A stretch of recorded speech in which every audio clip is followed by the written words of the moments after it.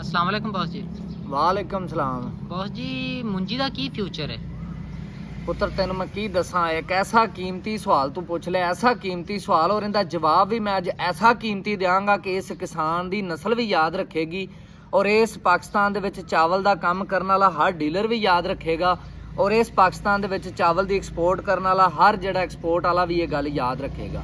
ਲੇਕਿਨ ਮੈਂ ਮੇਰੀ ਪੂਰੀ ਜਿਹੜੀ ਨਾ ਸੋਸ਼ਲ ਮੀਡੀਆ ਦੀ ਜਿਹੜੀ ਲਾਈਫ ਹੈ ਨਾ, ਉਹ ਜਿੰਨੇ ਵੀ ਚੈਨਲ ਅੱਜ ਤੱਕ ਪ੍ਰੋਗਰਾਮ ਮੈਂ ਰਿਕਾਰਡ ਕੀਤੇ ਨੇ ਨਾ, ਉਹਨਾਂ ਦੇ ਵਿੱਚ ਕਿਸੇ ਜਗ੍ਹਾ ਤੇ ਮੈਂ ਆਪਣੀ ਜ਼ਬਾਨੀ ਕਿਹਾ ਹੋਵੇ ਕਿ ਮੇਰੀ ਵੀਡੀਓ ਨੂੰ ਸ਼ੇਅਰ ਕਰੋ, ਮੈਂ ਨਹੀਂ ਕਿਹਾ, ਜਾਂ ਮੇਰੇ ਚੈਨਲ ਨੂੰ ਫਾਲੋ ਕਰੋ ਜਾਂ ਪੇਜ ਨੂੰ ਫਾਲੋ ਕਰੋ ਜਾਂ ਲਾਈਕ ਕਰੋ, ਮੈਂ ਨਹੀਂ ਕਿਹਾ, ਕਿਉਂਕਿ ਮੈਂ ਯੂਟਿਊਬਰ ਨਹੀਂ।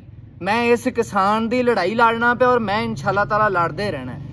ਅੱਜ ਮੈਂ ਕਿਸਾਨ ਦੀ ਲੜਾਈ ਹੁਣ ਮੈਂ ਇਹ ਗੱਲ ਕਹਿਣੀ ਹੈ ਕਿ ਕੋਈ ਕਿਸਾਨ ਅਗਰ ਇਸ ਵੀਡੀਓ ਨੂੰ ਸ਼ੇਅਰ ਕਰਨ ਤੋਂ ਬਗੈਰ ਅੱਗੇ ਗੁਜ਼ਰ ਗਿਆ ਤੇ ਸਮਝ ਲਵੋ ਕਿ ਆਪਦੀਆਂ ਲੱਤਾਂ ਤੇ ਆਪ ਕੁਹਾੜੀ ਮਾਰਨ ਵਾਲੀ ਗੱਲ ਹੈ तमाम ਕਿਸਾਨਾਂ ਦੀ। ਇਸ ਲਈ ਇਸ ਵੀਡੀਓ ਨੂੰ ਸ਼ੇਅਰ ਕਰਨ ਤੋਂ ਬਗੈਰ ਅੱਗੇ ਨਹੀਂ ਜਾਣਾ। ਪਹਿਲੇ ਮੁਕੰਮਲ ਸੁਣੋ ਫਿਰ ਸ਼ੇਅਰ ਕਰੋ। ਹੁਣ ਗੱਲ ਇਹ ਗੱਲ ਜ਼ਰਾ ਧਿਆਨ ਨਾਲ ਸੁਣ ਲੈਣੀ ਹੈ। ਚਾਵਲ ਦਾ ਫਿਊਚਰ ਕੀ ਹੈ ਇਸ ਟਾਈਮ, ਜੋ ਹਾਲਾਤ ਨੇ ਉਹਦੇ ਮੁਤਾਬਕ ਚਾਵਲ ਜਿੰਨਾ ਕਾਸ਼ਤ ਹੋ ਰਿਹਾ ਉਹਦਾ ਫਿਊਚਰ ਕੀ ਹੈ, ਔਰ ਅਗਰ ਚਾਵਲ ਕਾਸ਼ਤ ਨਹੀਂ ਕਰਨਾ ਤੇ ਕੀ ਕਰਨਾ ਹੈ। ਇਹ ਮੈਂ ਇਹਦੇ ਉੱਤੇ ਪਹਿਲੇ ਵੀ ਮੈਂ 2-3 ਪ੍ਰੋਗਰਾਮ ਰਿਕਾਰਡ ਕਰ ਚੁੱਕਿਆ, ਲੇਕਿਨ ਮੇਰੇ ਕਿਸਾਨ ਨੂੰ ਸਮਝ ਨਹੀਂ ਆਉਂਦੀ ਪਈ, ਕਿਉਂਕਿ ਮੇਰੇ ਕਿਸਾਨ ਦਾ ਹਾਲ ਪਤਾ ਕੀ ਹੈ। ਮੇਰਾ ਕਿਸਾਨ ਇੱਕ ਭੇਡ ਚਾਲ ਦੀ ਸ਼ਕਲ 'ਚ ਚੱਲਿਆ ਹੋਇਆ ਹੈ, ਯਾਨੀ ਇੱਕ ਮਨੇ ਜਿੱਧਰ ਦੂਜਾ ਜਾ ਰਿਹਾ ਉਧਰ ਹੀ ਜਾਣਾ। ਜਿੱਧਰ ਇੱਕ ਬੰਦਾ ਪਿੰਡ ਦਾ ਚਲਾ ਗਿਆ ਸਾਰਾ ਪਿੰਡ ਉਹਦੇ ਮਗਰ ਲਾਈਨ ਬੰਨ ਕੇ ਜਾਏਗਾ ਕਿ ਉਸ ਬੰਦੇ ਨੇ ਆਹ ਲਾਇਆ ਚਾਵਲ ਹਾਈਬ੍ਰਿਡ ਲਾਇਆ ਤੇ ਅਸੀਂ ਵੀ ਉਹੀ ਲਾਣਾ, ਉਹ ਫਲਾਣੇ ਨੇ ਆਹ ਲਾਇਆ ਤੇ ਅਸੀਂ ਵੀ ਉਹੀ ਲਾਣਾ।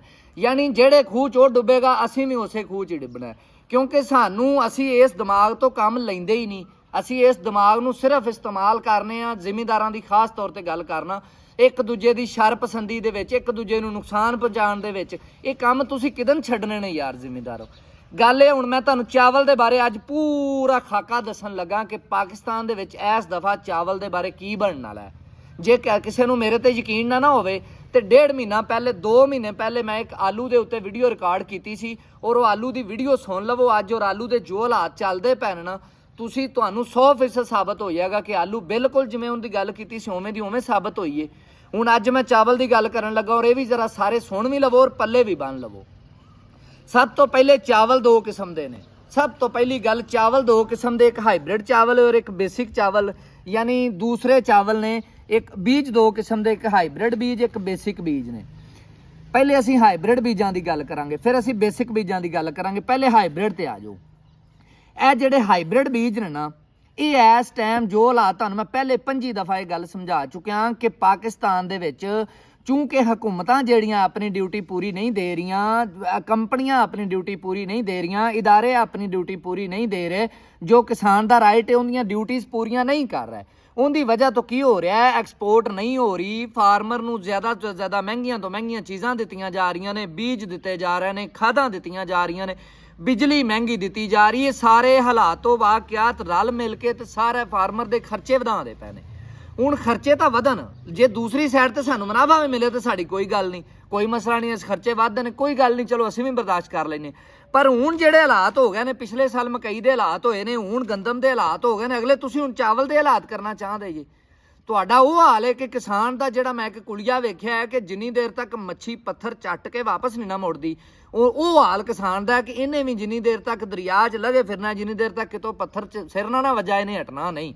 ਲੇਕਿਨ ਜਿਹੜਾ ਸਮਝ ਜਾਏਗਾ, ਅੱਜ ਮੈਂ ਉਹਦੇ ਲਈ ਇਹ ਪੈਗਾਮ ਹੈ ਔਰ ਬੜਾ ਅਹਿਮ ਪੈਗਾਮ ਹੈ, ਜਿਹੜਾ ਸਮਝ ਜਾਏਗਾ ਇਹਦੇ ਵਿੱਚ ਸਭ ਤੋਂ ਇਸ ਟਾਈਮ ਚਾਵਲ ਦਾ, ਹਾਈਬ੍ਰਿਡ ਚਾਵਲ ਦੀ ਬਿਲਕੁਲ ਮੈਨੂੰ ਕੋਈ ਚੀਜ਼ ਨਜ਼ਰ ਨਹੀਂ ਆ ਰਹੀ। ਹਾਈਬ੍ਰਿਡ ਚਾਵਲ ਦੇ ਵਿੱਚ ਬੇਸਿਕ 2 ਕਿਸਮ ਦੇ ਚਾਵਲ ਨੇ, ਇੱਕ ਲੰਬੀ ਵੈਰਾਈਟੀ ਹੈ, ਇੱਕ ਮੋਟੀ ਵੈਰਾਈਟੀ ਹੈ।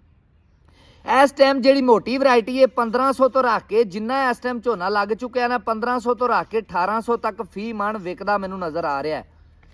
ਉਸ ਤੋਂ ਬਾਅਦ ਜਿਹੜੀ ਸੁਪਰੀ ਹੈ, ਯਾਨੀ ਕਿ ਦੂਸਰਾ ਲੌਂਗ ਗ੍ਰੇਨ ਹਾਈਬ੍ਰਿਡ ਹੈ, ਇਹ ਜਿਹਨੂੰ ਡੱਡੂ ਚਾਵਲ ਜਾਂ ਆਮ ਮੋਟਾ ਚਾਵਲ ਕਹਿ ਦਿੰਦੇ ਹੋ, ਇਹ ਜਿਹੜਾ ਲੰਬਾ ਚਾਵਲ ਜਾਂ ਲੌਂਗ ਗ੍ਰੇਨ ਹਾਈਬ੍ਰਿਡ ਨੂੰ ਕੰਪਨੀਆਂ ਕਹਿ ਕੇ ਦਿੰਦੀਆਂ ਨੇ। ਇਸ ਚਾਵਲ ਦਾ ਜਨਾਬ ਮੈਨੂੰ 2500 ਰੁਪਇਆ, 2500 ਤੋਂ 2700 ਰੁਪਇਆ ਰੇਟ ਨਜ਼ਰ ਆ ਰਿਹਾ ਇਸ ਚਾਵਲ ਦਾ ਮਨ ਦਾ।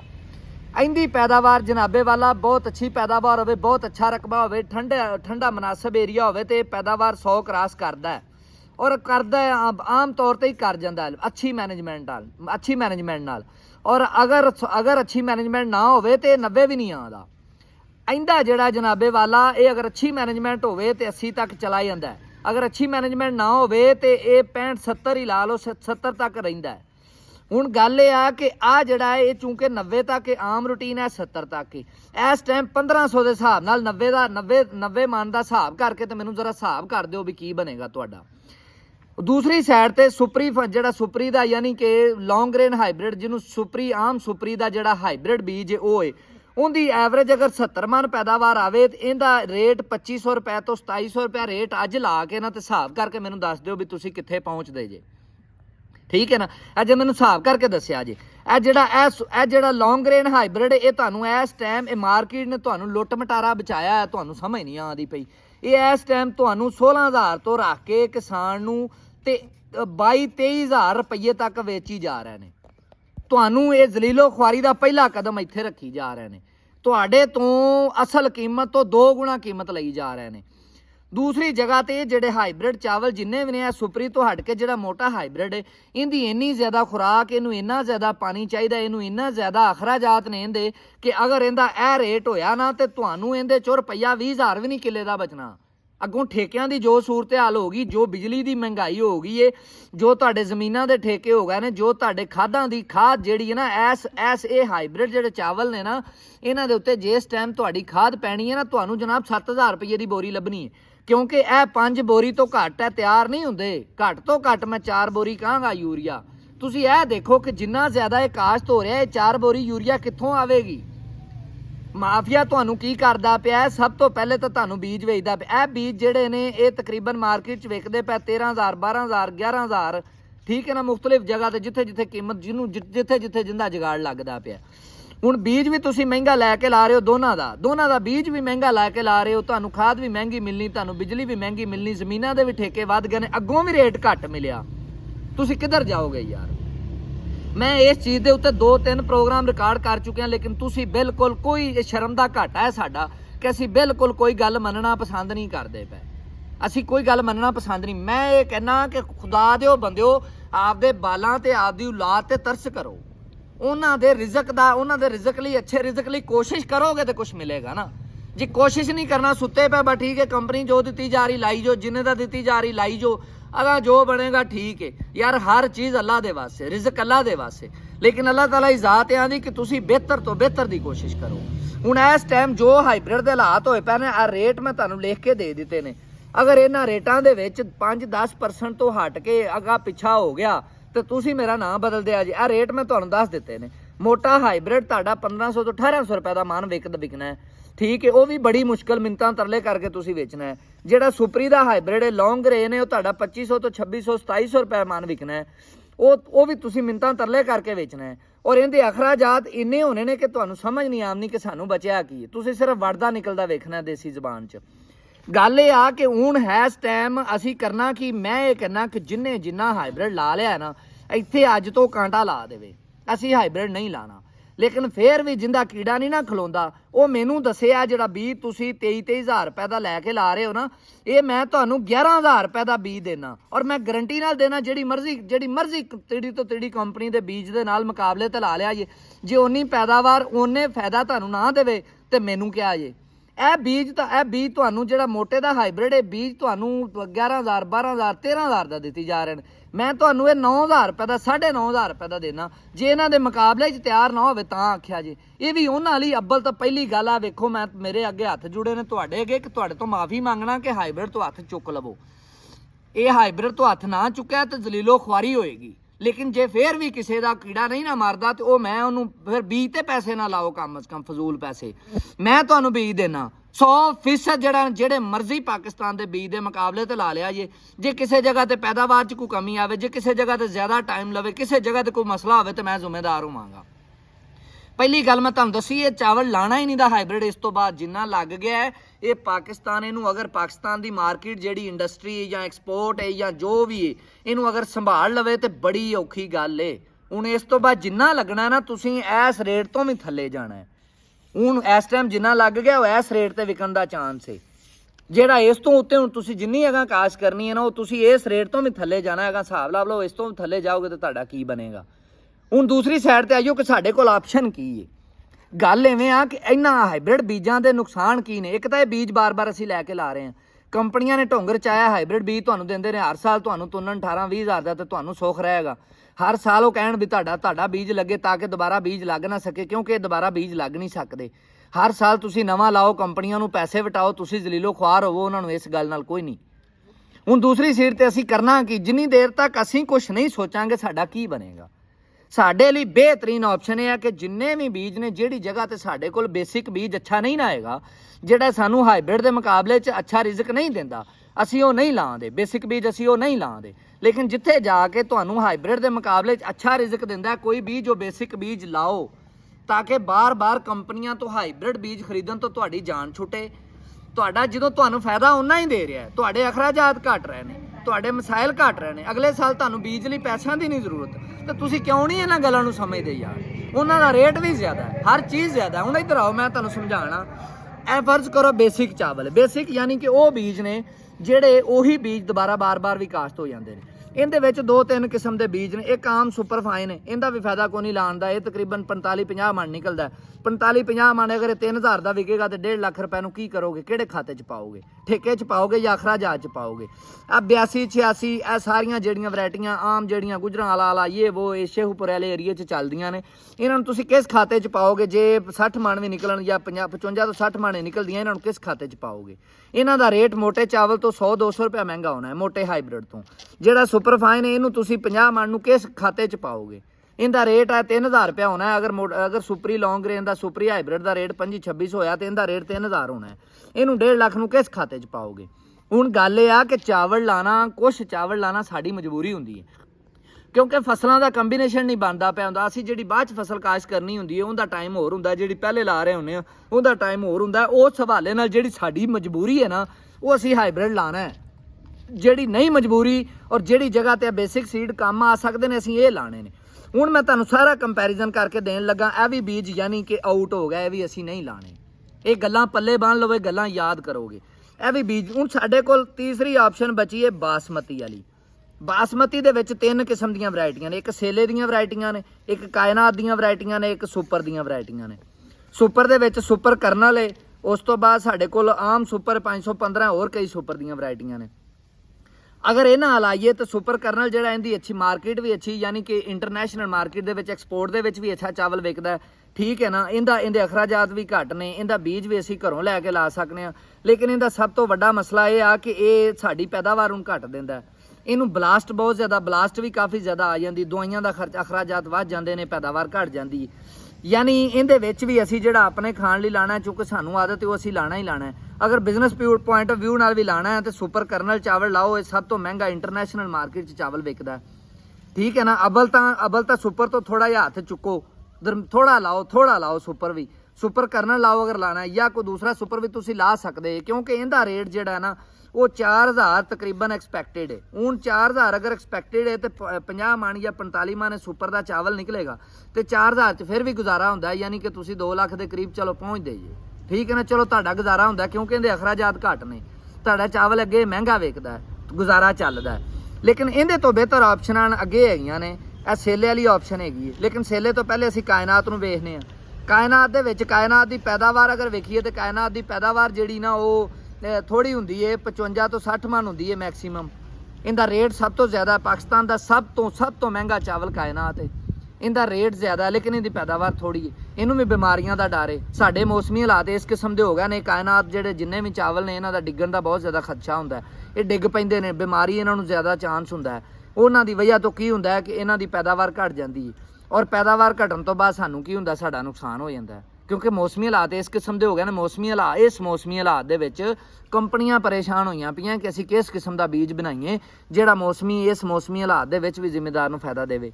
ਹੁਣ ਗੱਲ ਇਹ ਠੀਕ ਹੈ, ਅਸੀਂ ਕਾਇਨਾਤ ਤੇ ਵੀ ਕੰਮ ਕਰ ਸਕਦੇ ਹਾਂ, ਲੇਕਿਨ ਇਹਦੇ 'ਚ ਵੀ ਰਿਸਕ ਹੈ ਡਿੱਗਣ ਦਾ, ਠੀਕ ਹੈ, ਬਿਮਾਰੀ ਦਾ ਵੀ ਇਹਦੇ 'ਚ ਰਿਸਕ ਹੈ। ਹੁਣ ਤੀਸਰੀ ਤੇ ਆਖਰੀ ਆਪਸ਼ਨ ਸਾਡੇ ਕੋਲ ਹੈ ਸੇਲੇ ਦੀ। ਸੇਲੇ ਦੇ ਵਿੱਚ ਸਾਡੇ ਕੋਲ 1509 ਚਾਵਲ ਹੈ। 1509 ਅੱਛਾ ਚਾਵਲ ਹੈ। ਜਿਨ੍ਹਾਂ ਇਲਾਕਿਆਂ 'ਚ ਬਿਮਾਰੀ ਨਹੀਂ ਆਉਂਦੀ ਉੱਥੇ ਅੱਛਾ ਚਾਵਲ ਹੈ, ਟਰਸਟਡ ਚਾਵਲ ਹੈ, ਬਹੁਤ ਜ਼ਿਆਦਾ ਅੱਛਾ ਵਿਕਣ ਵਾਲਾ ਚਾਵਲ ਹੈ, ਪੂਰੀ ਦੁਨੀਆ 'ਚ ਵਿਕਦਾ ਚਾਵਲ। 20 ਸਾਲ ਇਹਨੇ ਪਾਕਿਸਤਾਨ ਦੇ ਫਾਰਮਰ ਦੇ ਕਿਸਾਨ ਬਾਸਮਤੀ ਇਹਨੂੰ ਕਹਿੰਦੇ ਨੇ ਪਾਕਿਸਤਾਨੀ, ਕਿਉਂਕਿ ਅਸੀਂ ਚੋਰ ਹਾਂ, ਅਸੀਂ ਦੂਜੇ ਮੁਲਕਾਂ ਦੇ ਬੀ ਮੰਗਾ ਕੇ ਆਪ ਕਾਸ਼ਤ ਕਰਨੇ ਹੁੰਦੇ, ਸਾਡੇ ਮਹਿਕਮੇ ਤਾਂ ਇੰਨੇ ਜੋਗੇ ਨਹੀਂ ਹੈ। ਫਿਰ ਨਾ ਅਸੀਂ ਦਿੰਦੇ ਹਾਂ ਕਿਸਾਨ ਬਾਸਮਤੀ, ਕਿਉਂਕਿ ਸਾਨੂੰ ਬਿਜ਼ਤੀ ਮਹਿਸੂਸ ਹੁੰਦੀ ਹੈ ਅਸੀਂ ਇਹ ਕਹੀਏ ਵੀ ਇੰਡੀਆ ਦਾ 1509 ਤੇ ਸਾਨੂੰ ਸ਼ਰਮ ਆਉਂਦੀ, ਬਹਰਹਾਲ ਸ਼ਰਮ ਨਾ ਕਰੋ, ਜਿਹੜੀ ਜਗ੍ਹਾ ਤੇ ਚੋਰੀ ਕਰ ਰਹੇ ਆ ਮੰਨੋ ਅਸੀਂ ਚੋਰ ਹਾਂ। 1509 ਨੇ ਸਾਡਾ ਬਹੁਤ ਅੱਛਾ ਟਾਈਮ ਟਪਾਇਆ, ਠੀਕ ਹੈ। 1509 ਇੱਕ ਅੱਛਾ ਸੀਡ ਹੈ, ਬਹੁਤ ਅੱਛਾ ਕਾਮਯਾਬ ਹੋਇਆ। ਹੁਣ 1509 ਨੂੰ ਕੁਛ ਇਲਾਕਿਆਂ ਦੇ ਵਿੱਚ ਮਸਲਾ ਆਉਣ ਲੱਗ ਪਿਆ, ਬਲਾਸਟ ਆਉਣ ਲੱਗ ਪਈ। ਜਿਨ੍ਹਾਂ ਇਲਾਕਿਆਂ 'ਚ ਸਹੀ ਪੈਦਾਵਾਰ ਦਿੰਦਾ 1509 ਲਾਓ, ਠੀਕ ਹੈ। ਜਿਹੜੀ ਜਗ੍ਹਾ ਤੇ ਸਹੀ ਪੈਦਾਵਾਰ, ਲੇਕਿਨ ਉੱਥੇ ਵੀ ਰਿਸਕ ਹੈ। ਉੱਥੇ ਰਿਸਕ ਇਹ ਆ ਕਿ ਹੋ ਸਕਦਾ ਬਲਾਸਟ ਜਾਂ ਬੈਕਟੀਰੀਅਲ ਬਲਾਈਟ BLB ਇਸ ਦਫਾ ਜ਼ਿਆਦਾ ਫੈਲ ਜਾਵੇ, ਉਸ ਜਗ੍ਹਾ ਤੇ ਆ ਕੇ ਵੀ 1509 ਨੂੰ ਨੁਕਸਾਨ ਹੋ ਸਕਦਾ। ਹੁਣ ਗੱਲ ਇਹ ਆ ਕਿ ਹਾਂ ਅਲਬੱਤਾ ਜਿੱਥੇ ਅੱਛੀ ਪੈਦਾਵਾਰ ਆਉਂਦੀ ਹੈ, ਕਿਉਂਕਿ ਗੰਦਮ ਵਾਲੀ ਜ਼ਮੀਨ 'ਚ ਫੌਰਨ ਵੀ ਕਾਸ਼ਤ ਹੋ ਜਾਂਦਾ ਹੈ, ਔਰ ਹਾਈਬ੍ਰਿਡ ਨਾਲੋਂ ਇਹ ਬਹੁਤ ਅੱਛੀ ਆਪਸ਼ਨ ਹੈ 1509 ਨੂੰ ਫੌਰਨ ਗੰਦਮ ਵਾਲੀ ਜ਼ਮੀਨ ਦੇ ਵਿੱਚ ਕਾਸ਼ਤ ਕਰਨ ਵਾਲੀ। ਉਹ ਕਰੋ ਫੌਰਨ, ਜਿਹਨੇ ਵੀ ਗੰਦਮ ਵਾਲੀ ਜ਼ਮੀਨ 'ਚ ਕਾਸ਼ਤ ਕਰਨਾ 1509 ਕਾਸ਼ਤ ਕਰੋ। ਇਹ ਬਹੁਤ ਅੱਛੀ ਆਪਸ਼ਨ ਹੈ ਇਸ ਟਾਈਮ ਗੰਦਮ ਵਾਲੀ ਜ਼ਮੀਨ 'ਚ ਕਾਸ਼ਤ ਕਰਨ ਲਈ। ਦੂਸਰੀ ਸਾਈਡ ਤੇ ਆਈਓ 1692 ਮੈਂ ਰਿਕਮੈਂਡ ਨਹੀਂ ਕਰਦਾ, ਕਿਉਂਕਿ 1692 ਦਾ ਡਿੱਗਣ ਦਾ ਬਹੁਤ ਜ਼ਿਆਦਾ ਖਦਸ਼ਾ ਹੈ, ਔਰ ਮੌਸਮੀ ਹਾਲਾਤ ਇਸ ਕਿਸਮ ਦੇ ਨੇ ਕਿ 1692 ਦੇ ਉੱਤੇ ਮੈਂ ਨਹੀਂ ਕਹਿੰਦਾ 1692 ਲਾਓ ਹੀ ਨਾ, ਮੈਂ ਬਲਕਿ ਸਖਤੀ ਨਾਲ ਕਹਿਣਾ 1692 ਨਾ ਲਾਓ। ਹੁਣ ਸਾਡੇ ਕੋਲ ਆਖਰੀ ਇਸ ਟਾਈਮ ਜਿਹੜੀ ਪਾਕਿਸਤਾਨ ਦਾ ਫਿਊਚਰ ਹੈ ਉਹ 1847 ਹੈ। ਪਾਕਿਸਤਾਨ ਦਾ ਇਸ ਟਾਈਮ ਫਿਊਚਰ 1847 ਹੈ। ਇਹ ਜਿਵੇਂ 1509 ਨੇ ਇਸ ਪਾਕਿਸਤਾਨ ਦੇ ਕਿਸਾਨ ਦਾ 20 ਸਾਲ ਟਾਈਮ ਟਪਾਇਆ ਨਾ, ਅੱਛਾ ਔਰ ਅੱਛੇ ਪੈਸੇ ਵੀ ਦਿੱਤੇ ਨੇ, ਅੱਛਾ ਰਿਜ਼ਕ ਵੀ ਦਿੱਤਾ, ਇੱਜ਼ਤ ਵੀ ਬਚਾਈ ਹੈ।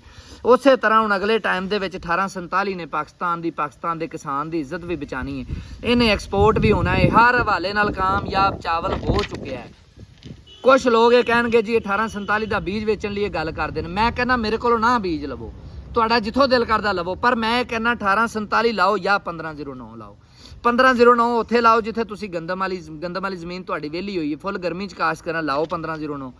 ਇਹਨੂੰ 1847 ਨੂੰ ਨਹੀਂ ਉੱਥੇ ਲਾਣਾ, ਇਹਨੂੰ ਮੱਕੀ ਵਾਲੀ ਜ਼ਮੀਨ ਜਿਹੜੀ ਫਾਰਗ ਹੋ ਰਹੀ ਉਹਦੇ 'ਚ ਲਾਓ, ਜਾਂ ਇਹਨੂੰ ਜੂਨ ਦੇ ਵਿੱਚ ਇਹਦੀ ਚੂੰਕਿ ਪਨੀਰੀ ਕਾਸ਼ਤ ਹੋਣੀ ਹੈ, ਜੁਲਾਈ 'ਚ ਇਹਦੀ ਜਿਹੜੀ ਨਾ ਵੈਰਾਈਟੀ ਇਹਨੇ ਲੱਗਣਾ ਹੈ। ਉਸ ਤੋਂ ਬਾਅਦ ਤੁਹਾਡੀ ਗੰਦਮ ਵੀ ਆ ਸਕਦੀ, ਬੜੇ ਅੱਛੇ ਤਰੀਕੇ ਨਾਲ ਆ ਸਕਦੀ, ਔਰ ਗੰਦਮ ਦਾ ਵੀ ਇਨਸ਼ਾਅੱਲਾ ਤਾਲਾ ਤੁਹਾਡੀ ਜਿਹੜੀ ਨਾ ਜਾਨ ਛਡਾਵਾਂਗੇ ਇਸ ਦਫਾ ਇਨਸ਼ਾਅੱਲਾ ਤਾਲਾ ਤੁਹਾਨੂੰ ਜਿਹੜਾ ਨਾ 90 ਮਣ ਪੈਦਾਵਾਰ ਦੇਣ ਵਾਲੀ 80 ਤੋਂ 90 ਮਣ ਪੈਦਾਵਾਰ ਦੇਣ ਵਾਲਾ ਗੰਦਮ ਦਾ ਸੀਡ ਵੀ ਇਨਸ਼ਾਅੱਲਾ ਦੇਵਾਂਗੇ। ਹੁਣ ਮੁੱਕਦੀ ਗੱਲ ਇਹ ਆ ਕਿ ਮੈਂ ਤੁਹਾਨੂੰ ਸਾਦਾ ਲਫ਼ਜ਼ਾਂ 'ਚ 3 ਗੱਲਾਂ ਦੱਸਣ ਲੱਗਾ। ਸਾਡੀ ਚੂੰਕਿ ਡਿਮਾਂਡ ਤੇ ਸਪਲਾਈ ਦੇ ਉੱਤੇ ਮਾਰਕੀਟ ਚੱਲਦੀ ਪਈ ਹੁੰਦੀ ਹੈ, ਡਿਮਾਂਡ ਤੇ ਸਪਲਾਈ ਤੇ ਸਾਡੀ ਡਿਮਾਂਡ, ਅਗਰ ਡਿਮਾਂਡ ਚੂੰਕਿ ਘਟ ਰਹੀ ਹੈ, ਸਾਡਾ ਮੁਲਕ ਨਕੰਮਾ ਹੈ, ਇਹਨਾਂ ਨੇ ਕਿਸੇ ਜਗ੍ਹਾ ਤੇ ਇੰਡਸਟਰੀ ਨੂੰ ਫਰੋਗ ਨਹੀਂ ਦਿੱਤਾ, ਕਿਸੇ ਜਗ੍ਹਾ ਤੇ ਐਕਸਪੋਰਟ ਨੂੰ ਫਰੋਗ ਨਹੀਂ ਦਿੱਤਾ। ਡਿਮਾਂਡ ਤਾਂ ਘਟ ਰਹੀ ਹੈ, ਸਪਲਾਈ ਵਧੀ ਜਾ ਰਹੀ ਹੈ। ਜ਼ਿਮੀਦਾਰ ਨੂੰ ਬੀਜ ਜਿਹੜਾ ਤੁੰਨੀ ਜਾ ਰਹੇ ਨੇ ਕਿ ਹਾਈਬ੍ਰਿਡ ਲਾ ਲਵੋ ਤਾਂ ਕਿ ਇਹਨਾਂ ਦੇ ਪੈਸੇ ਸਿੱਧੇ ਹੋ ਜਾਣ, ਠੀਕ ਹੈ ਨਾ। ਇਹ ਕੰਪਨੀਆਂ ਨੂੰ ਆਪਦੇ ਪੈਸੇ ਸਿੱਧੇ ਕਰਨ ਵਾਲੇ ਕਿ ਇਹਨਾਂ ਨੇ ਹਾਈਬ੍ਰਿਡ ਦੇ ਕੇ ਇਹ ਆਪਦੇ ਪੈਸੇ ਸਿੱਧੇ ਕਰ ਲੈਣ, ਜ਼ਿਮੀਦਾਰ ਜਾਏ ਪਹਾੜ 'ਚ, ਠੀਕ ਹੋ ਗਿਆ। ਹੁਣ ਡਿਮਾਂਡ ਘਟੀ ਜਾ ਰਹੀ ਹੈ, ਸਪਲਾਈ ਵਧੀ ਜਾ ਰਹੀ ਹੈ। ਜਿਵੇਂ ਗੰਦਮ ਨਾਲ ਹੋਈ ਹੈ, ਜਿਵੇਂ ਮਕਈ ਨਾਲ ਹੋਈ ਹੈ, ਇਵੇਂ ਹੀ ਹੋਣੀ ਹੈ, ਠੀਕ ਹੈ। ਹੁਣ ਇਸ ਡਿਮਾਂਡ ਤੇ ਸਪਲਾਈ ਦੀ ਸੂਰਤ ਹਾਲ ਨੂੰ ਵੇਖ ਕੇ ਅਸੀਂ ਕੀ ਕਰਨਾ ਹੈ? ਐਕਸਪੋਰਟ ਦੇ ਵਿੱਚ ਵੀ ਇਹਦੇ ਤੇ ਕੰਮ ਕੋਈ ਹੋਵੇਗਾ ਤੇ ਐਕਸਪੋਰਟ ਹੋਵੇਗੀ ਨਾ, ਔਰ ਐਕਸਪੋਰਟ ਦੀ ਹੱਦ ਤੱਕ ਵੀ ਜਿੰਨਾ ਕੁ ਦਰਜਾ, ਜਿੰਨੀ ਕੁ ਜ਼ਰੂਰਤ ਪਾਕਿਸਤਾਨ 'ਚ ਆਇਆ ਨਾ, ਉਸ ਤੋਂ ਪਹਿਲੇ ਹੀ ਜ਼ਿਆਦਾ ਕਾਸ਼ਤ ਹੋ ਚੁੱਕਿਆ ਹਾਈਬ੍ਰਿਡ। ਹੁਣ ਮਜ਼ੀਦ ਇੱਕ ਦਾਣਾ ਹਾਈਬ੍ਰਿਡ ਦਾ ਨਹੀਂ ਲਾਣਾ। ਜਿਹਨੇ ਲਾਣਾ ਹੈ ਨਾ, ਜਿਹਨੂੰ ਮਜਬੂਰੀ ਹੈ, ਜਿਹਨੂੰ ਕੋਈ ਐਸੀ ਮਜਬੂਰੀ ਜਿਹੜੀ ਖਲੋਣ ਨਹੀਂ ਦਿੰਦੀ, ਉਹਨੂੰ ਮੈਂ ਹਾਈਬ੍ਰਿਡ ਦਾ ਬੀਜ ਭੇਜਾਂਗਾ। ਔਰ ਜਿਹੜਾ ਤੁਸੀਂ 18,000 ਰੁਪਏ ਦਾ ਲੈ ਕੇ ਲਾਉਂਦੇ ਪਏ ਨਾ, ਇਹ 10,000 11,000 ਰੁਪਏ ਦਾ ਬਾਹਰੋਂ ਆ ਰਿਹਾ ਹੈ। ਤੁਹਾਨੂੰ ਜ਼ਲੀਲੋ ਖੁਆਰ ਕਰ ਰਹੇ ਨੇ ਡੀਲਰ ਅਦਰਾਜ ਜਿਹੜੇ ਤੁਹਾਡੇ ਨੇ ਮਨੇ ਬੈਠੇ ਨੇ, ਇਹ ਤੁਹਾਡੇ ਤੋਂ ਕਮਾਈਆਂ ਕਰ ਰਹੇ ਨੇ, ਤੁਹਾਨੂੰ ਲੁੱਟ ਰਹੇ ਨੇ, ਤੁਹਾਨੂੰ ਸਮਝ ਨਹੀਂ ਆ ਰਹੀ। ਲੇਕਿਨ ਹਾਈਬ੍ਰਿਡ ਤੋਂ ਹਟ ਕੇ ਜਿਹਨੇ ਹਾਈਬ੍ਰਿਡ ਲਾਣਾ ਮੈਂ ਉਹਨੂੰ ਬੀਜ ਦਿਆਂਗਾ, ਜਿਹਨੇ ਹਾਈਬ੍ਰਿਡ ਨਹੀਂ ਲਾਣਾ ਦੂਸਰੀ ਸਾਈਡ ਤੇ ਆਈਓ ਉਹਦੇ ਵਿੱਚ ਮੈਂ 1509 1847 2 ਬੀਜ, ਤੀਸਰਾ ਬੀਜ ਮੈਂ ਸੁਪਰ ਕਰਨਲ ਦਾ ਵੀ ਮਸ਼ਵਰਾ ਦੇਣਾ, ਠੀਕ। ਇਹ ਤਿੰਨਾਂ ਬੀਜਾਂ ਦੇ ਵਿੱਚੋਂ ਸਿਲੈਕਟ ਕਰੋ ਤੁਸੀਂ ਕਿਹੜਾ ਲੈਣਾ। ਇਹਨਾਂ ਚੋਂ ਸਭ ਤੋਂ ਬੈਟਰ ਆਪਸ਼ਨ 1847 ਦੀ ਵਧੀਆ ਆਪਸ਼ਨ, ਕਿਉਂਕਿ ਕਿਸਾਨ ਦੇ ਹਵਾਲੇ ਨਾਲ ਵੀ ਕਾਮਯਾਬ, ਇਹਨੂੰ ਬਿਮਾਰੀ ਵੀ ਨਹੀਂ ਆਉਂਦੀ, ਇਹਨੂੰ ਰਾਈਸ ਮਿਲ ਵਾਲਿਆਂ ਵੀ ਪਸੰਦ ਕੀਤਾ, ਇਹਨੂੰ ਐਕਸਪੋਰਟ 'ਚ ਵੀ ਪਸੰਦ ਹੈ। ਪੂਰੀ ਦੁਨੀਆ 'ਚ ਜਿਹੜਾ ਨਾ ਇੰਡੀਆ ਦੀ ਮਾਰਕੀਟ ਦੇ ਵਿੱਚ ਇਹਨੇ ਆਪਣਾ ਲੋਹਾ ਬਣਵਾਇਆ ਹੈ, ਠੀਕ ਹੈ ਨਾ। ਇਹ ਲਾਓ, ਇਹਦਾ ਡਰ ਹੀ ਕੋਈ ਨਹੀਂ ਹੈ, ਕਿਸੇ ਜਗ੍ਹਾ ਤੇ ਕੋਈ ਵਹਿਮ ਨਹੀਂ ਹੈਗਾ 1847 ਦਾ, ਇਹਨੂੰ ਲਾਓ। ਉਸ ਤੋਂ ਬਾਅਦ ਸੁਪਰ ਕਰਨਲ ਲਾਓ, ਸੁਪਰ ਆਮ ਬਾਸਮਤੀ ਲਾਓ, ਉਹ ਵੀ ਠੀਕ ਰਹੇਗੀ। ਉਹਨੂੰ ਬਿਮਾਰੀ ਤੋਂ ਅਗਰ ਤੁਸੀਂ ਬਚਾ ਸਕੋ, ਤੁਹਾਡਾ ਇਨਸ਼ਾਅੱਲਾ ਤਾਲਾ ਤੁਹਾਨੂੰ ਮਰਨ ਨਹੀਂ ਦਿੰਦੀ। 1509 ਹੈ, ਅਗਰ ਗੰਦਮ ਵਾਲੀ ਜ਼ਮੀਨ 'ਚ ਤੁਸੀਂ ਫੁੱਲ ਗਰਮੀ 'ਚ ਕਾਸ਼ਤ ਕਰ ਰਹੇ ਹੋ ਤਾਂ 1509 ਲਾਓ। ਇਸ ਤੋਂ ਅੱਛੀ ਕੋਈ ਆਪਸ਼ਨ ਨਹੀਂ ਹੈਗੀ, ਅੱਜ ਦੀ ਗੱਲ ਜ਼ਿਹਨ 'ਚ ਰੱਖ ਲਵੋ। ਤੇ ਮੈਂ ਤੁਹਾਨੂੰ ਆਖਰੀ ਦਫਾ ਇਹ ਹੱਥ ਜੋੜ ਕੇ ਦਰਖਾਸਤ ਕਰਨਾ, ਆਪਣੇ ਬੱਚਿਆਂ ਦੇ ਉੱਤੇ ਤਰਸ ਖਾਓ, ਆਪਣੇ ਬੱਚਿਆਂ ਦੀ ਤਾਲੀਮ ਤੇ ਤਰਸ ਖਾਓ। ਔਰ ਇਹ ਜਿਹੜੇ ਜ਼ਾਲਮ ਮਾਫੀਆ ਬਣੇ ਬੈਠੇ ਨਾ, ਸੀਡ ਵਾਲੇ, ਖਾਦਾਂ ਵਾਲੇ, ਬੀਜਾਂ ਵਾਲੇ, ਉਸ ਤੋਂ ਬਾਅਦ ਜਨਾਬ ਦਵਾਈਆਂ ਵਾਲੇ, ਉਸ ਤੋਂ ਬਾਅਦ ਜਿੰਨੇ ਵੀ ਮਾਫੀਆ ਬਣੇ ਬੈਠੇ ਨੇ ਨਾ, ਇਹਨਾਂ ਤੋਂ ਹੱਥ ਜੋੜ ਕੇ ਮਾਫੀ ਮੰਗੋ ਤੇ ਇਹਨਾਂ ਤੋਂ ਜਾਨ ਛਡਾਓ। ਅਗਲੇ ਸਾਲ ਬੀਜਾਂ ਤੋਂ ਵੀ ਜਾਨ ਛਡਾਓ, ਆਪਣੇ ਬੇਸਿਕ ਬੀਜ ਲਾਓ, ਜ਼ਿਆਦਾ ਪੈਸੇ ਕਮਾਓ। ਇਹਨਾਂ ਬੀਜਾਂ ਤੋਂ ਵੀ ਜਾਨ ਛਡਾਓ ਔਰ ਆਪਣੇ ਹੀ ਬੀਜ ਤਿਆਰ ਕਰਕੇ ਦੁਬਾਰਾ ਵੀ ਬੀਜ ਲਾਓ, ਠੀਕ ਹੈ ਨਾ। ਮੈਂ ਤੁਹਾਡੀ ਮਿਹਨਤ ਕਰਨਾ, ਇਹ ਵੇਖ ਲਓ ਮੇਰੇ ਕਿਸਾਨੋ, ਜੇ ਮੈਨੂੰ ਤੁਹਾਡੇ ਨਾਲ ਦਰਦ ਨਾ ਹੋਵੇ ਤਾਂ ਤੁਸੀਂ ਜੋ ਮਰਜ਼ੀ ਕੀਤੀ ਹੋ ਯਾਰ, ਮੈਨੂੰ ਕੀ ਹੈ, ਮੇਰਾ ਕੀ ਹੈ, ਮੈਂ ਵੀ ਉਹਨਾਂ ਦੇ ਨਾਲ ਲੱਗ ਕੇ ਹਾਈਬ੍ਰਿਡ ਤੁਹਾਨੂੰ ਵੇਚਣਾ ਸ਼ੁਰੂ ਕਰ ਦਿਆਂਗਾ। ਹਾਈਬ੍ਰਿਡ ਤੁਸੀਂ ਜ਼ਿਆਦਾ ਲੈਂਦੇ ਹੀ, ਮੈਨੂੰ ਨਹੀਂ ਪਤਾ ਤੁਸੀਂ ਜ਼ਿਆਦਾ ਪੈ ਲੈਂਦੇ, ਮੈਨੂੰ ਪਤਾ ਤੁਸੀਂ ਕਿਵੇਂ ਪੈ ਲੈਂਦੇ, ਕਿੱਡਾ ਮਹਿੰਗਾ ਪੈ ਲੈਂਦੇ। ਜੇ ਬੀਜ ਵੇਚਣਾ ਮਕਸਦ ਹੋਵੇ ਤੇ ਮੈਂ ਬੀਜ ਤੁਹਾਨੂੰ ਇਹ ਆਖਾਂ ਵੀ ਇਹ ਲਵੋ, ਕਿਉਂਕਿ ਤੁਸੀਂ ਉਹ ਲੈਂਦੇ ਪੈ ਜੇ, ਉਹ ਤੁਹਾਨੂੰ ਕਹਿਣਾ, ਉਹ ਤੁਹਾਨੂੰ ਵੇਚਣਾ ਆਸਾਨ ਹੈ। ਪਰ ਗੱਲ ਇਹ ਆ ਕਿ ਇਹ ਉਸ ਦਰਦੇ ਦਿਲ ਨਾਲ ਮੈਂ ਗੱਲ ਕਰਨਾ, ਕਿਉਂਕਿ ਮੈਂ ਇੱਕ ਛੋਟੇ ਕਿਸਾਨ ਦਾ ਪੁੱਤਰ ਹਾਂ।